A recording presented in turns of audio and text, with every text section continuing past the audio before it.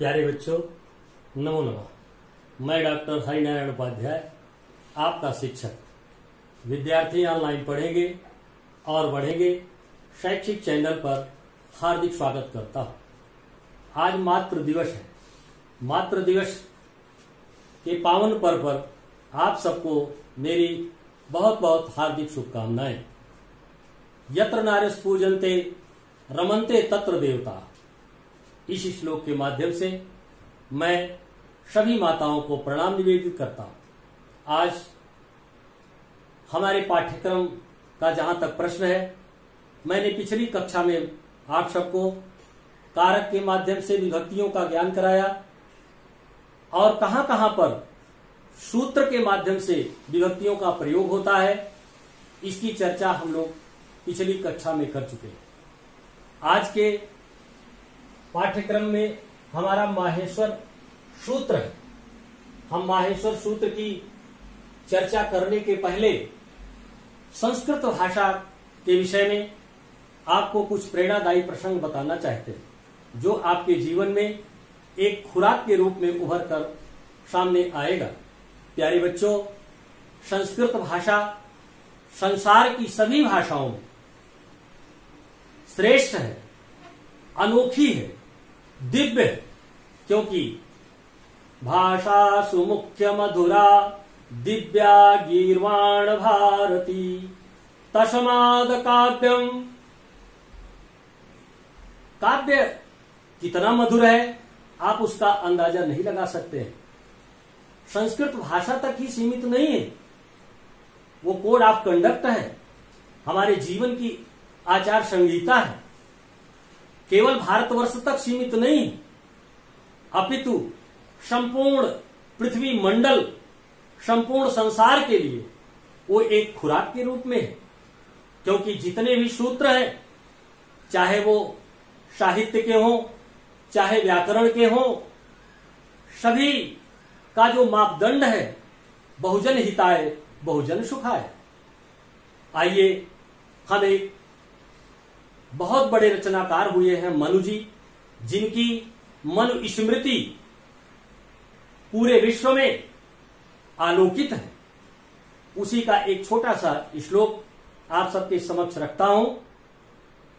एतद्देशस्य प्रसूतस्य सकाशादग्र जन्मनः स्वास्वाचरित्रं शिक्षेरेण पृथिव्याम सर्वमानवः। पृथ्वी के संपूर्ण मानवों को अपने अपने चरित्र की शिक्षा ग्रहण करनी चाहिए। कहां से?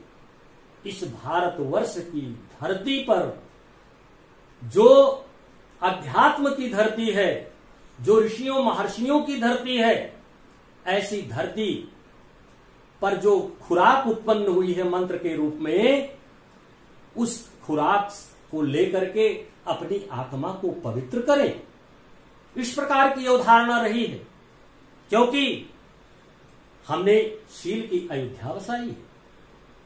शीलम, दानम, ज्ञानम, ये सारी चीजें भारतवर्ष की एक खाती है। चाहे साहित्यिक चर्चा हो, चाहे व्याकरण की चर्चा हो।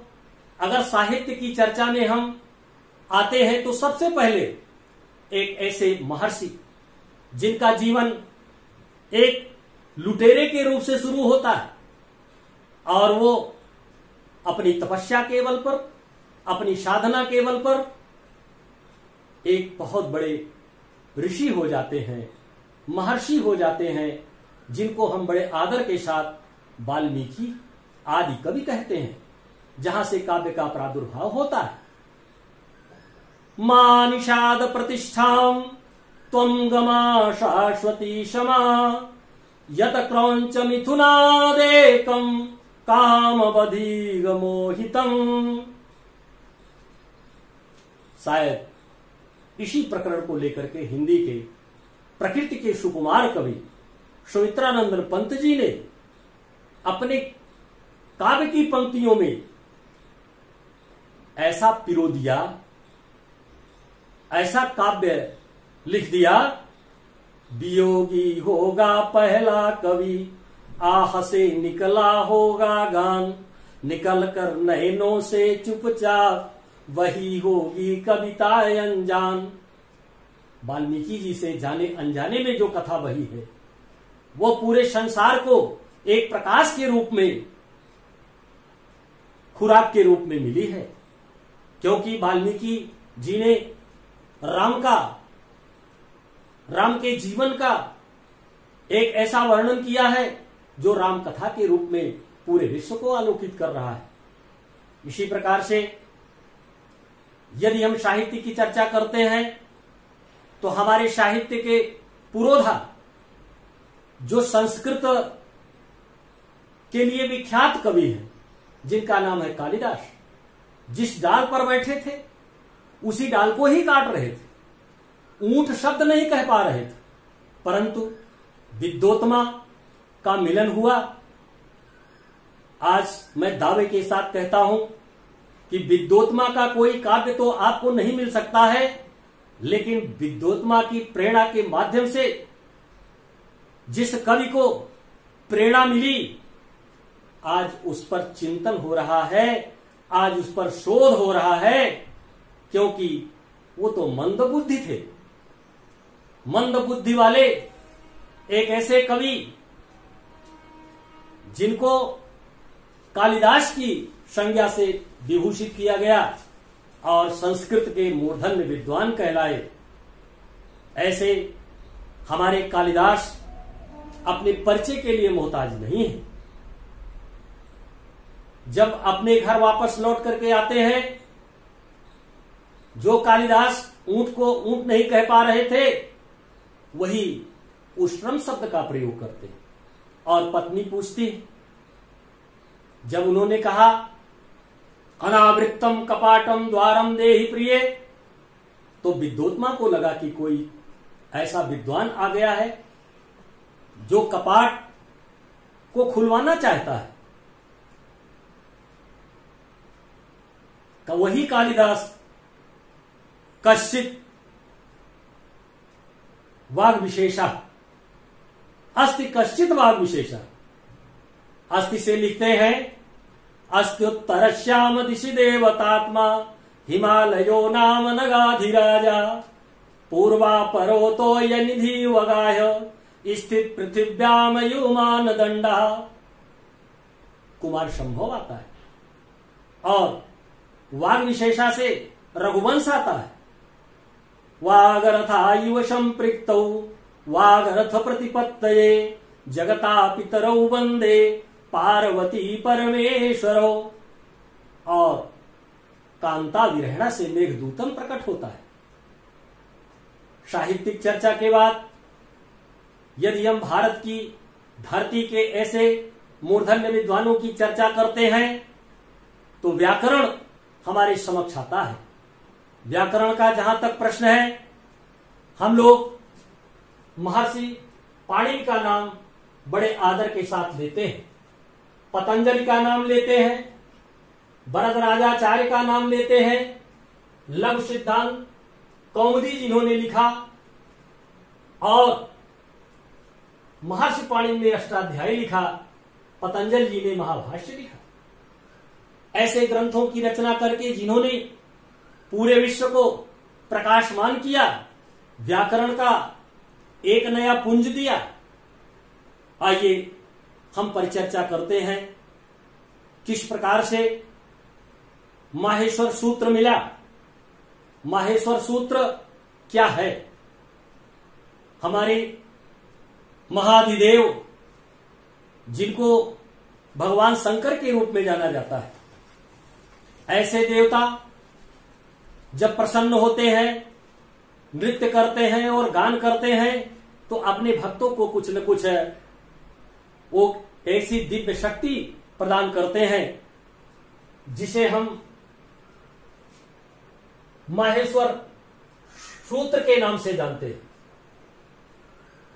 महर्षि पाणिनि के विषय में यह कहा जाता है कि प्रारंभ में महर्षि पाणिनि जी मंद बुद्धि के थे।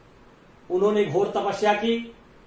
तपस्या के बल पर भगवान शंकर को उन्होंने प्रसन्न किया और ये सनकादि ऋषि थे, ब्रह्मा जी के मानस पुत्र, जो हमेशा बालक ही रहे हैं, उनकी सिद्धि की पूर्ति हुई है। आइए हम सबसे पहले ये माहेश्वर श्लोक पढ़ते हैं। अवसाने नटराज राजो ननाद ढक्काम नव पंचवारम उद्धरतु कामा शनकादिसिद्धान् एतद्विमर्शे शिवसूत्रजालम। इस प्रकार से इस श्लोक के माध्यम से हम देखते हैं कि इसके रचनाकार कौन है और कितने श्लोक हैं, किसकी कामना के लिए, किसकी इच्छा पूर्ति के लिए भगवान शंकर ने अपना डमरू बजाया और 14 बार में उनके डमरू से जो आवाज निकली वह एक सूत्र के रूप में प्रतिपादित हो गई। आइए, नृत्यावसाने, इसका तात्पर्य होता है नृत्य के अवसर पर। नटराज राजो, नटानाम राजा या सा नटराजा, ऐसे भगवान शंकर जो नटों के राजा हैं, महाधिदेव हैं, वो क्या करते हैं? ननाद ढक्काम, ननाद का अर्थ होता है बजाना और ढक्काम का अर्थ होता है डमरू। अपने डमरू को बजाया और 9 पंचवारम, 9 और 5 कितना होता है? 14। 14 बार डमरू बजाते हैं तो एतद् विमर्शे शिवसूत्र जालम, तो क्या निकलता है? शिव सूत्र का जाल निकलता है। तो प्यारे बच्चों, आपको स्पष्ट हो गया होगा कि शिव सूत्र ये कहां से आया? शंकर जी के डमरू से आया। ऐसा सूत्र व्याकरण का जो भगवान शंकर के माध्यम से प्राप्त हो रहा है, इसका तात्पर्य है कि व्याकरण की जो नींव है वह भगवान शंकर के सूत्र के आधार पे हो रही है। तो क्या व्याकरण कभी कमजोर हो सकता है? जिसकी नींव भगवान शंकर के सूत्र हो, हम कल्पना नहीं कर सकते कि वो भवन कमजोर हो सकता है। आइए, 14 सूत्रों को हम परीक्षा में आपकी आवश्यकता है किस किस रूप में कह सकते हैं, उनका नामकरण क्या है? माहेश्वर सूत्र यहां मैंने लिखा है। अगर हम नाम लेंगे तो माहेश्वर सूत्र, एक माहेश्वर सूत्र के नाम से जाना जाता है। दूसरा शिव सूत्र जालम, शिव सूत्र जालम के नाम से जाना जाता है। तीसरा है नव पंचवारम, नव पंचवारम, 9 5 14, ये सूत्र हुआ भगवान शंकर के माध्यम से जो मिला। तो इस तरह से आप माहेश्वर सूत्र को किस किस नाम से जानते हैं या जाने। आइए हम एक बार वाचन करते हैं। ये जो 14 सूत्र दिए गए हैं, आप भी वाचन करें और मैं भी वाचन कर रहा हूं। वाचन में शुद्धता का ध्यान होना चाहिए।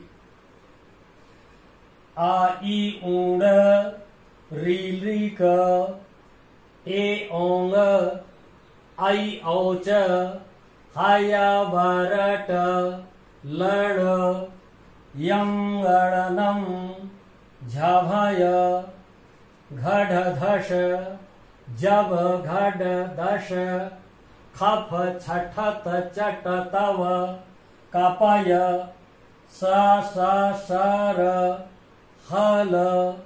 इस तरह से 14 सूत्रों की रचना हुई। 14 सूत्रों में एक होता है इति संज्ञक वर्ण।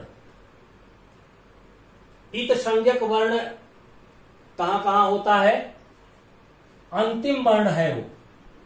14 सूत्रों में जहां जहां अंतिम वर्ण आए हैं वो इत संज्ञक वर्ण के नाम से जाने जाते हैं।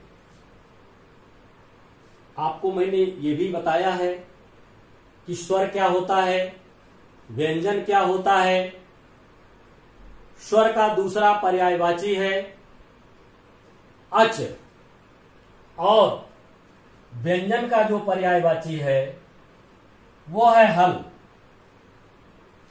तो अच किसे कहते हैं, हल किसे कहते हैं, स्वर किसे कहते हैं, व्यंजन किसे कहते हैं, ये जानना आपको बहुत आवश्यक है। आइए हम यहां से आ से शुरू करते हैं, आदि से। आदि से शुरू करते हैं और यहां तक पहुंचते हैं, औच तक। आई औच। आ का प्रथम वर्ण जिसको आदि वर्ण कहा जाता है, और इति संज्ञक वर्ण चा है। यहां से लेकर के यहां तक अच प्रत्याहार बनता है और उसकी संख्या 9 है। आपसे कोई पूछे कि अच प्रत्याहार कितने होते हैं तो आप बता सकते हैं कि 9 होते हैं। कैसे होते हैं? आ हमारा आदि वर्ण है, आ ई ऊ। ड़ा जो है ये इति संज्ञक वर्ण है, इसको हम नहीं लेंगे।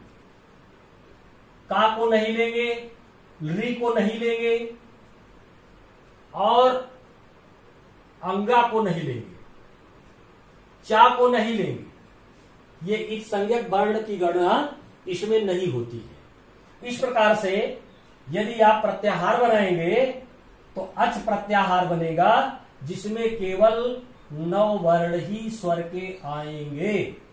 इस प्रकार से स्वर के 9 वर्ण आपको प्राप्त हो गए। अब हल प्रत्याहार जब आप बनाएंगे तो जितने सूत्र बच रहे हैं सबके इति संज्ञक पर आप ध्यान दें। यहां पर इति संज्ञक है, यहां पर है, यहां पर है, यहां पर है, यहां पर है, यहां है, यहां है, यहां है, यहां है, ये सब इति संज्ञक वर्ण कहलाते हैं। अब आपसे कोई पूछ सकता है कि इति संज्ञक वर्ण कितने होते हैं? तो जितने सूत्र होते हैं उतने इति संज्ञक वर्ण भी होते हैं। 14 सूत्र हैं, 14 इति संज्ञक वर्ण भी आपके हो गए। अब आपको ध्यान देने की आवश्यकता यहां पर यह है कि कौन से वर्ण ऐसे हैं जो 2 बार आए हैं इस सूत्र में। अपना ध्यान आकृष्ट करिए। यहां पर हम ये चिन्ह लगा रहे हैं, देखिए है, हा यहां पर आया हुआ है। एक बार यहां आया है, एक बार यहां आया है। हा 2 बार आया, पूरे सूत्र में हा 2 बार आ रहा है, और अड़ा भी 2 बार आ रहा है। एक यहां है, ध्यान दें, और ठीक इसके बाद एक यहां पर अड़ा आ रहा है, ये 2 बार आया। तो यदि आपसे कोई प्रश्न करता है कि 2 बार कौन सा वर्ण आया है, 2 बार 14 सूत्रों में कौन सा वर्ण आया है, तो आपका उत्तर होगा कि 2 बार कौन सा वर्ण आया है, वो हा आया है। इसका उत्तर है। और इति संज्ञक वर्ण कौन सा है जो 2 बार आया है? तो आप बताएंगे ड़ा है, ड़ा 2 बार आया है, इसे इति संज्ञक रूप में जाना जाता है। इस प्रकार से अच प्रत्याहार, हल प्रत्याहार के वर्णों को यदि हम जोड़ लेते हैं तो हमारे वर्ण की संख्या 42 हो जाती है। कितनी संख्या हो जाती है? 42 हो जाती है।